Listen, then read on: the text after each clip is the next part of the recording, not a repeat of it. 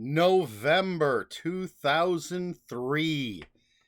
It is the penultimate month of the penultimate year in my little three ring binder, which has 1985 to 2004. And then we're going to get to a spiral bound notebook. But that's a little ways off. A few months away, weeks in the YouTube world, months in the world of the notebook. You know what I'm saying. But let's talk about November of 2003. And the first book that I read was Tales of the Otori, Book 2, Grass for His Pillow by Leon Hearn. And this is part of the Tales of the Otori series. Our main character, let's look at my notes, is Takeo. And in this book, he is being forced to be an assassin. And he's in love with Shirakawa, who's the heir to the kingdom. And this all takes place in ancient Japan, like feudal Japan. So while Shirakawa is trying to unite the kingdom, she and Takeo are trying to reunite as lovers. And that's basically what's going on. I like stuff that takes place in feudal Japan with samurai and that sort of thing. So these were fun little books. I think they were pretty small, 200 pages or less.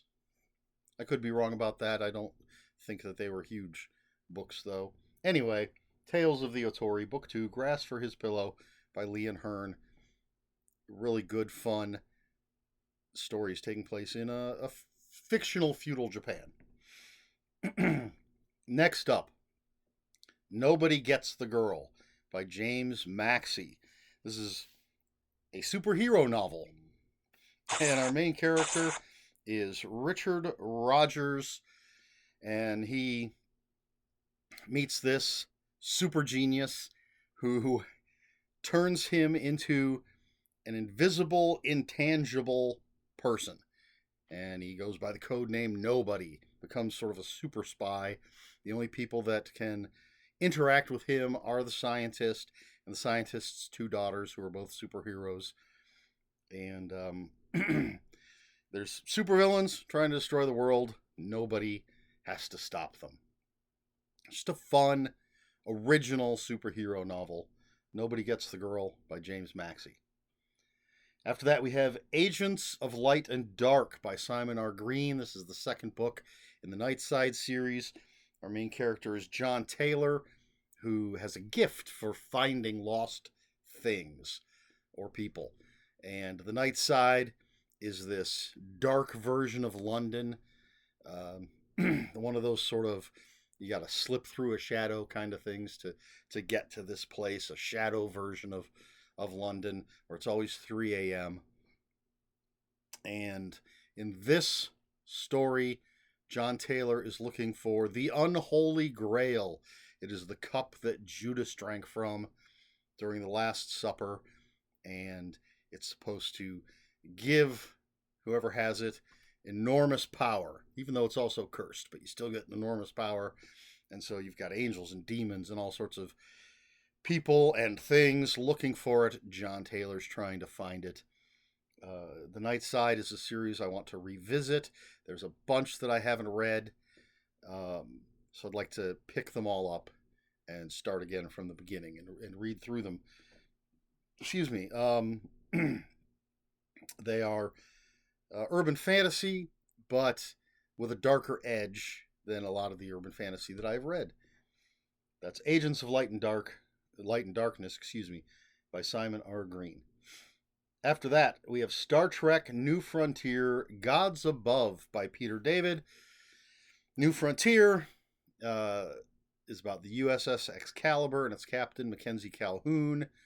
And in this story, or in the series, the crew of the USS Excalibur has met these super powerful beings that essentially say that they are the inspiration for all of the gods in mythology.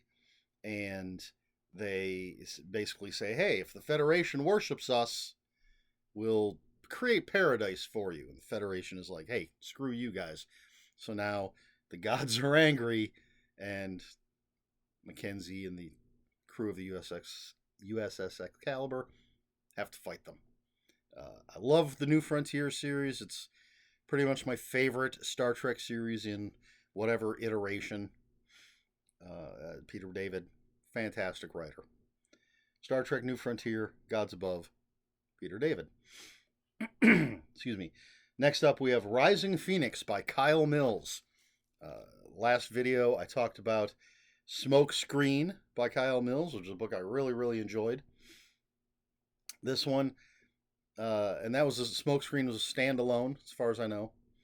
Rising Phoenix is the first in a series of 4, and our main character is Special Agent Mark Beeman, works for the FBI, but he's a rule breaker, doesn't like officials, government officials, so he's always shuffled off to some dank corner of the FBI world, but he's been called back because there are these terrorists. This might be a little spoilery. It's tons and tons of people dying because these terrorists want to destroy the drug trade, essentially.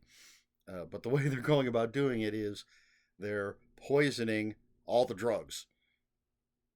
Somehow, I don't remember the details, but they take out a full page ad in like all the nation's newspapers saying that they're poisoning all the drugs. So basically, in their mind, if you are still taking drugs after you've been warned, well, you don't deserve to live. So, what's his name? Mark Beeman has to take on these terrorists. Not as good, in my opinion. It's fine. Not as good as Smokescreen. But that's Rising Phoenix by Kyle Mills. Then we have Buffy the Vampire Slayer, Chaos Bleeds by James A. Moore. This is an adaptation or novelization of Buffy computer game. And Ethan Raines is back in town. If you watch the show, you know he was a friend of Giles the Watcher, who took a darker path than Giles did. But he's come to Sunnydale seeking Buffy's help to fight off of the First, which is the first evil in the world. But, of course, he's a bad guy, so maybe he's not on the up and up. James A. Moore, great writer. Buffy, great show. Put them together. It is an adaptation of a video game. I don't think this is the one. I think there's another one that read like a video game. I think this might have been a little bit better. But Buffy the Vampire Slayer, Chaos Bleeds by James A. Moore. Then we have Star Trek New Frontier, Stone and Anvil by Peter David. He wrote all the New Frontier books. And in this one, there's been a murder aboard the USS Trident, I believe it is. And a crew member of the USS Excalibur, Janos, or however you say his name, he's the prime suspect. Mackenzie Calhoun and the rest of the crew have to solve the murder and prove that Janos didn't do it. Again, just entertaining stuff. Peter David, one of the best Star Trek writers out there, in my opinion. Not that I have huge, vast knowledge of all the different Star Trek writers, but of the stuff I've read, Peter David's fantastic. The penultimate book in November of 2003 was nonfiction. It is Tracy Lords, Underneath It All, by Tracy Elizabeth Lords. Tracy Lords is an actress, but most famously known as an underage adult film star. Her real name is Nora Kuzma. I don't know if that's how you pronounce it. And she's from Steubenville, Ohio, which is right on the border of West Virginia. It's southeast of Cleveland, which is my area. And she was 14 when she ran away from home, went to Hollywood, appeared in Penthouse, I think, and then made adult movies, all while she was underage. And then she got out of the business, I think, when she turned 18. I don't know if she made, I don't remember if she made any movies, adult film movies, um, and once she turned 18. So you can't, I'm sure you can find her movies somewhere. But you shouldn't. You shouldn't be able to. And then she moved on to becoming a regular actress, or a non film star actress. She was in an episode of Roseanne, I remember. I've seen her in a science fiction movie, science fiction or horror. She's done other stuff. And I don't know. Just thought it'd be interesting to read her autobiography. And I thought it was. It's very dark and depressing at many points. Made me angry. The things that she went through. I mean, there's a reason she ran away when she was 14. It's not a. I mean, it's a good reason, but not a good reason, if you know what I'm saying. But that's Tracy Lords Underneath It All by Tracy Elizabeth Lords. And then the final book that I read in November of 2003 is The Crow, Wicked Prayer by Norman Partridge. Seems somewhat appropriate that I'm recording this right now since the brand new Crow movie just came out this weekend. I have not heard anything good about it yet. I was looking forward to it. I'm a huge fan of The Crow, the original movie, the comic book. But and I'll watch the movie eventually when it's on streaming or something. Not going to go to the theater to see it. But that's all neither here nor there. The Crow, Wicked Prayer by Norman Partridge. Our main character is Dan Cody. He and his girlfriend, Letitia, are murdered by our bad guys, Kyra, Damon, and Johnny Church, who are these crazed killers who are being led by a talking shrunken head on a search for immortality. Along the way, they end up killing Dan and Letitia, and Dan is brought back by the Crow to get revenge. It's a road trip from hell, and the Crow has a pretty big part, I think, in the book, talking to Dan Cody. So he's more of I think, an active character than in other Crow stories. But I dig the Crow stuff. Very gothic, very dark, but very, very much about love. It's The Crow, Wicked Prayer by Norman Partridge. And that's everything that I read in November of 2003. Question for the video. Don't know that I've asked this before. What do you think of The Crow? Are you familiar with any of the iterations? I feel like I may have asked this before, but hey, let's do it again. What with the new movie coming out and all. As I said, I love the comic book. I was locked in a comic book store with James O'Barr, the creator of the comic book. Used to have an original drawing of the Crow from him from that time that I was locked into in the comic book store with him. Excuse me. Was very excited for the movie when it came out. Absolutely loved it.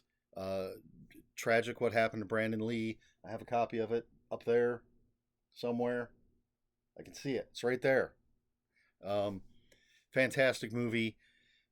I don't hate the first sequel, but I do believe I hate the second sequel and haven't seen anything else since then, and never saw the TV series.